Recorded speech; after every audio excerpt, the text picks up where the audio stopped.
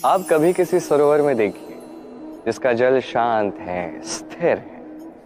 आप स्पष्ट रूप से देख सकते हैं कि उस सरोवर के तल में क्या है। उसमें तैरने वाली सुंदर मछलियां, चमकते हुए पत्थर, सुनहरी रेत, सब कुछ आप देख सकते हैं। किंतु जैसे ही कोई छोटा सा कंकड़ उठा के उसी जल में डाल दो तो जल विचलित हो जाता है और वो स्पष्टता न्यूनतम हो जाती है। तत्पश्चात कुछ स्पष्ट रूप से नहीं दिखता। यही बात मनुष्यों के साथ भी है। मनुष्य यदि विचलित हो जाए तो वो समझ नहीं पाता कि वर्तमान में क्या हो रहा है, भविष्य में क्या करना चाहिए। किंतु यदि वही मनुष्य शांत रहे, स्थिर रहे, सकारात्मक रहे, तो निश्चित रूप से वो समझ पाएगा कि वर्तमान में क्या करना है, भविष्य में क्या करना है। तो स्वयं में वो स्थिरता लाइए, वो धैर्य रखिए, स्वयं को शांत रखिए और सब में प्रेम बांटते रहें। कभी किसी बगीचे में किसी वृक्ष को देख लो जिस पर सुगंधित पुष्प है, रसदार फल है, तो मन प्रफुल्लित हो जाता है। मन से अपने आप उस वृक्ष के लिए प्रेम आता है। किंतु उस बगीचे का जो माली है बस वही जानता है कि कैसे इन वृक्षों को संभालना है, किस प्रकार इन्हें संभाला जाए कि इनके पुष्प भी सुगंधित हो, फल भी रसदार। कभी कभी आवश्यकता से अधिक धूप आ जाती है तो ये वृक्ष मुरझा जाते हैं। आवश्यकता से कम धूप आती है तब भी मुरझा जाते हैं। आवश्यकता से कम जल इसे मिलता है तो भी ये सूख जाते हैं। आवश्यकता से अधिक जल प्रदान किया जाए तब भी इनकी जड़ें जो है नष्ट हो जाती हैं। अब यही हमारे संसार के साथ भी होता है। हमारे संसार के वो प्रतिभाशाली लोग जैसे लेखक, विचारक, प्रवक्ता, योद्धा, इन सब के साथ भी यही तर्क चलता है। अति प्रशंसा करोगे तब भी ये मुरझा जाएंगे। आवश्यकता से कहीं अधिक निंदा करोगे तब भी ये मुरझा जाएंगे। तो इनकी रक्षा आप कीजिए और स्वयं की भी।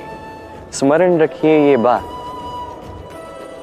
जानिए कि कब किस निंदा से भयभीत नहीं होना है और कब किस प्रशंसा से स्वयं में अभिमान नहीं जागने देना है। सूर्य और चंद्रमा दोनों आकाश के अमित चिन्ह हैं, दोनों प्रकाश देते हैं, किंतु इन दोनों की सदैव तुलना की जाती कि कौन अधिक शीतल है तो कौन अधिक उग्र, कौन अधिक तेजवान है तो कौन अधिक कांतिवान। अब क्या ये तुलना उचित है? कदापि नहीं, क्योंकि ये दोनों भले ही प्रकाश पुंज हो किंतु ये दोनों भिन्न है। दोनों का अपना अपना महत्व है और दोनों का अपना अपना समय है जब ये चमकते हैं, तो इनकी तुलना अनुचित है। और इसी प्रकार हमारे जीवन में भी तुलना अनुचित ही होगी। स्वयं की तुलना किसी और से कभी मत कीजिएगा। यदि कोई और आपकी तुलना किसी और से करे तो उस पर ध्यान मत दीजिएगा, क्योंकि इस तुलना से स्वयं को हीन समझ लेना आपके हित में नहीं है। ये आपके लिए लाभदायक नहीं है। बस प्रयास करते रहिए, स्वयं को निखारते रहिए और सही समय की प्रतीक्षा कीजिए, क्योंकि सही समय आने पर ये आपके गुण, आपकी महत्ता बढ़ाएंगे। सुई को देख रहे हैं आप? ये शुद्ध लोहे से बनी, ये वस्त्र सिलने में काम आती है, शल्य क्रिया में काम आती है। किंतु क्या कभी आपने सोचा है कि ये सुई बनती कैसे? लोहे के एक बड़े से खंड को पीट पीट कर, खींच खींच कर उसे पतला किया जाता है, तब जाके मिलती है हमें ये सुई। सोचिए, यदि लोहे के खंड पर लगातार प्रहार करने से एक लोहे का खंड सुई में परिवर्तित हो सकता है,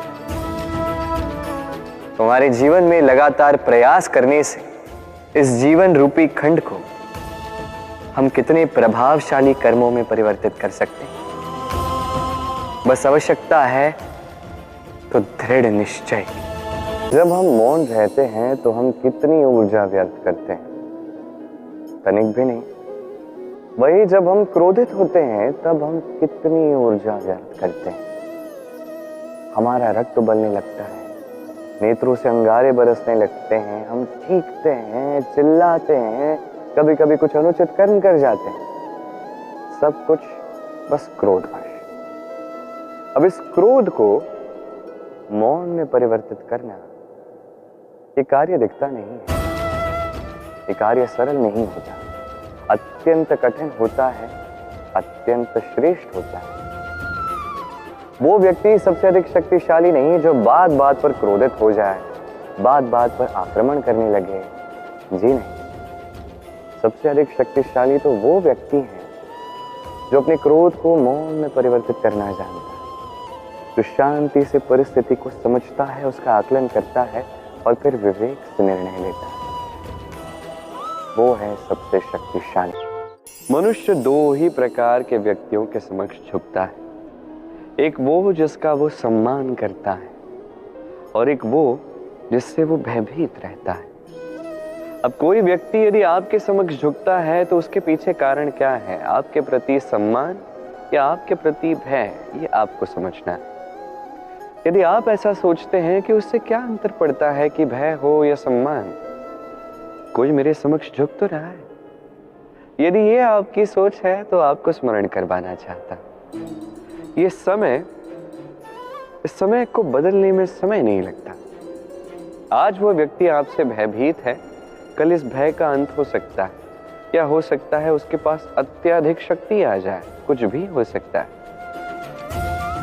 स्मरण रखिए, जो शीश भय के कारण झुकते हैं वो विरोध में सबसे पहले खड़े होते हैं, और जो शीश सम्मान में झुकते हैं वो आपके लिए शीश कटवाने के लिए भी सज्ज रहते हैं।